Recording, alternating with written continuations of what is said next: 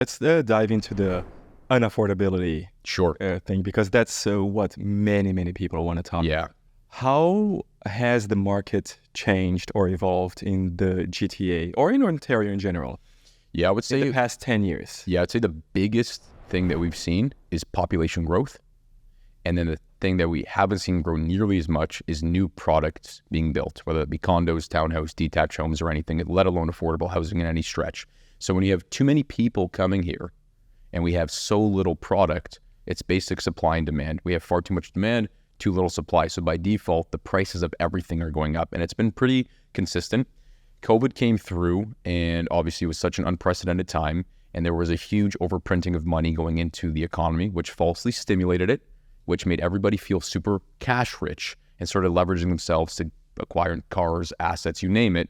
And now that we've gone through the market shift with the rates increasing, it's knocked a lot of those players out. But still, the big issue, and I get this is one, but the really big issue is we don't have enough homes for these people, period. And the rapid rate of immigration that's still coming into Ontario, and I know a lot of other provinces in Canada, it's becoming a little overwhelming to see, hey, these prices, sure, again, we're going through a little bit of a dip right now, but they're going to go back right to their regular scheduled program of consistently compounding and increasing, yet again, becoming unaffordable for a lot of people. So it's a really subjective question, but there are a lot of things that you can do to get into the market right now.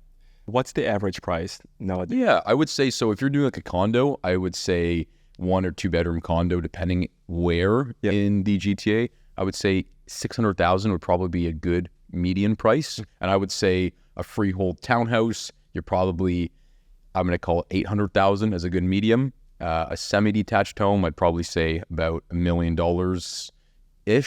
And then a detached home, I would say conservatively 1.2 million median price across the GTA to 1.3. In many other countries, people have a different idea of houses and homes.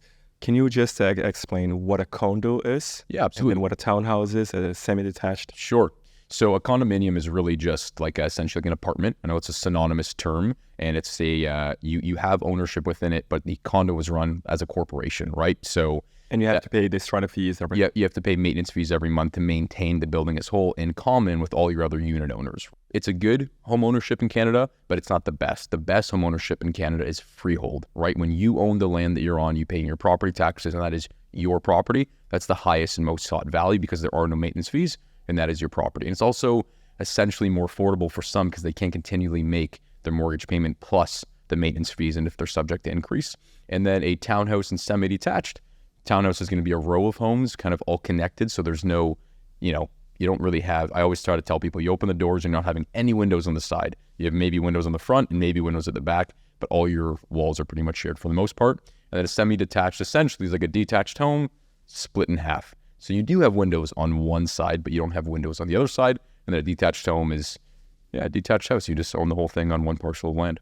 And how has the price changed in the past, say, 10 years? I would say the past 10 years, it's fair to say things on average increased between 40 to 50%, which is a pretty alarming rate. But again, that goes back to supply and demand. We don't have enough inventory to offset demand, and demand is continually to compound at an alarming rate. What do you think is going to happen? You have more dollars chasing fewer goods, period. That is inflation at its finest. And, one might think that this is a problem that makes things much worse for immigrants.